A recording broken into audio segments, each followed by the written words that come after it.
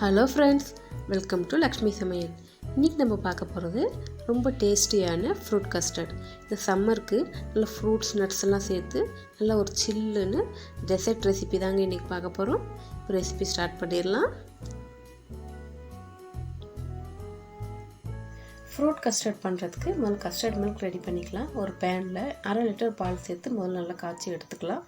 பால் நல்லா காய்ச்சதுமே இன்னொரு கப்பில் 2 டேபிள் ஸ்பூன் அளவுக்கு கஸ்டர்ட் பவுடர் எடுத்துக்கலாம். அது ஒரு 1/4 கப் பால் சேர்த்து நல்லா கரைச்சி விட்டுக்கோங்க. கட்டி இல்லாமல் நல்லா கரைச்சிக்கோங்க. கரைச்சிட்டு நம்ம காய்ச்சின பாலோடு சேர்த்து நல்லா கலந்து விட்டுறலாம். அது கூடவே ஒரு 1/4 கப் அளவுக்கு சுகர் சேர்த்து நல்லா கலந்து விட்டுக்கலாம். சுகர் சேர்த்துட்டு ஒரு 3லேருந்து 4 நிமிஷம் நல்லா கலந்து விட்டுக்கிட்டே இருங்க.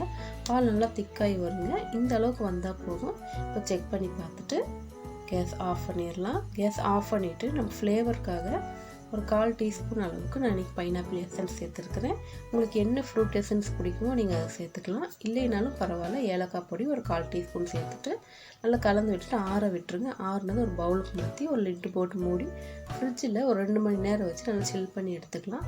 2 மணி நேரம் கழிச்சோம்னா கஸ்டர்ட் மில்க் இந்த அளவுக்கு வருங்க. நல்லா திக்காகி வரும். நல்லா கலந்து விட்டுக்கலாம்.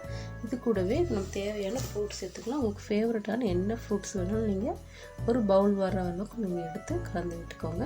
கூடவே நட்ஸ் வேணாலும் சேர்த்துக்கலாம். நல்லா கலந்து சேவ் பண்ணோம்னா டேஸ்டியான ஃப்ரூட் கஸ்டர்ட் ரெடி.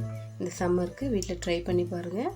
இந்த வீடியோ உங்களுக்கு பிடிச்சிருந்தா மறக்காமல் லக்ஷ்மி சமையலுக்கு லைக் அண்ட் சப்ஸ்கிரைப் பண்ணிக்கோங்க. ரொம்ப டேஸ்டியாக இருக்குங்க. தேங்க்யூ.